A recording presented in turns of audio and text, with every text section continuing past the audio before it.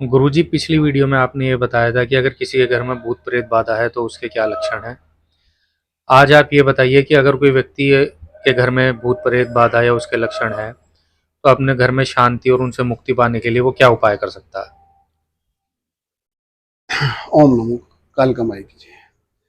देखो भाई सुनो, घर के अंदर जो है अगर किसी के शरीर के ऊपर भूत बाधा या प्रेत या किसी तरह की परेशानी हो रही है, वैसे तो इसके अंदर जो है ना आपको किसी ओझा के पास, किसी पंडित के पास या बालाजी महाराज या कलियर शरीफ कहीं भी जा करके उसका निवारण कराना पड़ेगा।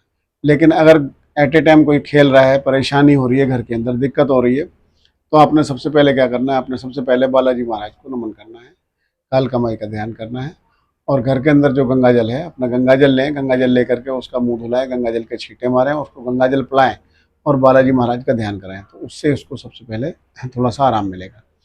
और अगर घर के अंदर कोई भी बंदा है, एक कटोरी लें और अपने घर के अंदर देसी घी की जोत जलाएं बालाजी महाराज की। घर में मिश्री हो या कुछ भी मीठा भोग हो वो चढ़ाएं, धूप बत्ती करें। करने के बाद में आप जो है हनुमान चालीसा लेकर के कम से कम 7 बार हनुमान चालीसा का आपको पाठ करना है। एक गिलासी में, कटोरी में, किसी में भी गंगा जल ले लें और गंगा जल लेकर के और जो अपने कन की उंगली के साथ वाली जो उंगली है, अनामिका उंगली, इस उंगली को उस जल में डाल करके और 7 बार हनुमान चालीसा का पाठ करें। उस जल को लेकर के जो है उसको आपने जो है ना मरीज को पिलाना है और ये कहना है, हे बालाजी महाराज इसको आराम करो, तो उसको फौरन तुरंत आराम होगा। अच्छा, किसी के साथ में ज़्यादा परेशानी, किसी बच्चे के साथ में चल रही है, किसी लड़की के साथ में ये परेशानी चल रही है, तो उसने करना क्या है, डेली शाम को सोने से पहले मंदिर में बैठ जाए और 7 बार हनुमान चालीसा का पाठ करें, गंगा जल साथ में रखे और उंगली उसके अंदर डाल के रखनी है, कन के साथ वाली में। उससे क्या होगा, वो जब गंगा जल जो है आप 7 बार अभिमंत्रित कर लेंगे बालाजी महाराज का, हनुमान चालीसा का आप पाठ करेंगे, उस जल को आपने उठा करके पीना है और ये कहना है कि हे बालाजी महाराज अब मैं सो रही हूँ, आप मेरा ध्यान रखें। ये नियम 21 दिन का है। अगर किसी बहन बेटी को, माता बहन को अगर कुछ वैसी परेशानी होती है जो लेडीज प्रॉब्लम होती है, अगर ऐसी कोई दिक्कत है, तो उस बीच में ना तो मंदिर में जाएं और ना ही मंदिर में इस चीज़ का उपाय करें। ये अब नॉर्मल है।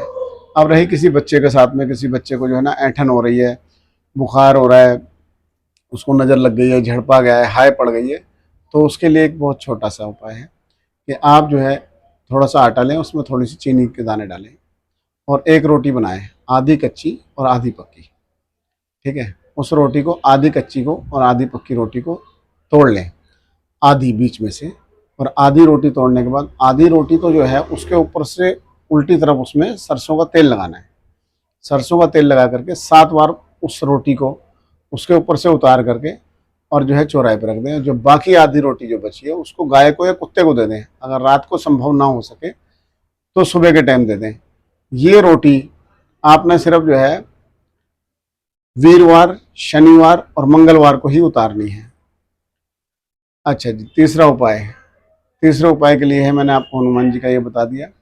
अगर आपको परेशानी ज़्यादा महसूस हो रही है, दिक्कत हो रही है, तो आपने करना क्या है कि एक लड्डू लेना है बूंदी का, उसमें बालाजी महाराज का लड्डू है ये, उसमें 2 लौंग लगानी है और 7 बार उसके ऊपर से, मरीज के ऊपर से उतार करके और उसको चौराहे पे रखना है। जिस टाइम आप उतारेंगे बालाजी महाराज का ध्यान करेंगे और सबसे पहले जब आप बाहर ये करने बैठेंगे तो अपने घर के पितरों को ध्यान करेंगे, हे पितृ देवता आप हमारी सहायता में रहना, तुम्हारी जो कुल देवी है, जो तुम्हारे इष्ट हैं, उनका नाम लेकर के तब इस कार्य को करें और इसको लड्डू को ले जाकर के चौराहे पे रखें। एक चीज़ का विशेष ध्यान, ले जाते टाइम कोई ना टोके, और जब एक बार आप लड्डू रख दें, रखने के बाद में आपने पीछे मुड़ के नहीं देखना है, चाहे कोई आवाज़ मारे या कुछ भी करे, आप उस लड्डू को रख करके सीधा अपने घर आए, आकर के हाथ मुँह धोएं, गंगा जल के छींटे मारें।